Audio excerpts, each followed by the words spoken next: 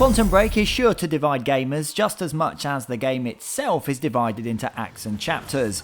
The acts let you play through the story as the hero Jack Joyce, played by Shawn Ashmore of X-Men fame, and the episodes are TV shows that show the goings-on at Monarch Solutions, the big bad corporation based in the city of Riverport that's trying to manipulate time for the benefit of company director Paul Serene, played by Aidan Gillen, who you may have seen being a complete slimeball in Game of Thrones. So after a delay it's finally here, but what do I think of it?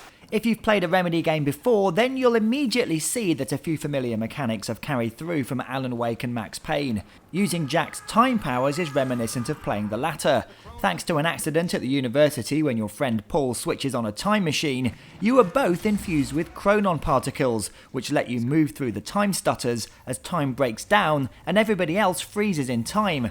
Not only does this present some really unique gameplay aspects and show off some stunning visuals, it also lets you do some unique things in combat. You may have seen similar actions in other games, and here they've just put the word time in front of everything, but you can use a time dash to move to a new spot of cover and shoot enemies from the side, create a time shield to stop bullets coming towards you for a limited time, and fire a time stop burst at enemies, fire bullets into it to stack them up, then wait for it to disperse, filling your enemies with lead. The combat is fun when you string it all together, but that's all there is to it really. There's also an odd floaty feel to Jack which makes the gameplay feel a bit older than it should. It doesn't really feel like he's making contact with the floor, and if you try to jump on objects the game doesn't want you to climb, you bounce off them. Remedy have also felt the need to add some instant death platforming sections where you need to rewind time and then move through it quickly to avoid falling or being crushed. You'd think they would have learned after all the negative feedback when you had to walk that red line in Max Payne all those moons ago. Mixed with the combat are rather sparse areas where there is just a ton of stuff to look at and read. If you're an action junkie, you really won't like this. You can of course choose to run through these areas, but if you don't stop to smell the metaphorical roses, you will miss out on a lot of info that explains what the hell is going on.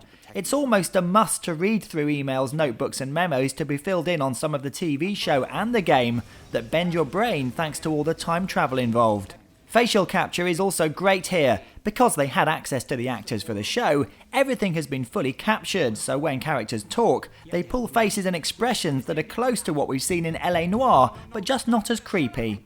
So what's the TV show like? Well, to be honest, I really liked it, more than the game itself in some respects. The acting is of a good standard. The effects aren't quite Hollywood, but in line with what you'd see in TV shows such as Fringe or Agents of S.H.I.E.L.D., and the action plays out based on some decisions you make before each episode begins and includes some bits and bobs based on things you find or see in-game as well. For instance, you can choose whether Monarch go down a PR or hardline approach after the incident. You'll get some slightly different scenes in the TV shows and a different character to support you throughout the game. It is a bit disappointing that these decisions don't affect things all that much though. This being a very scripted story involving time travel, I'm not really surprised.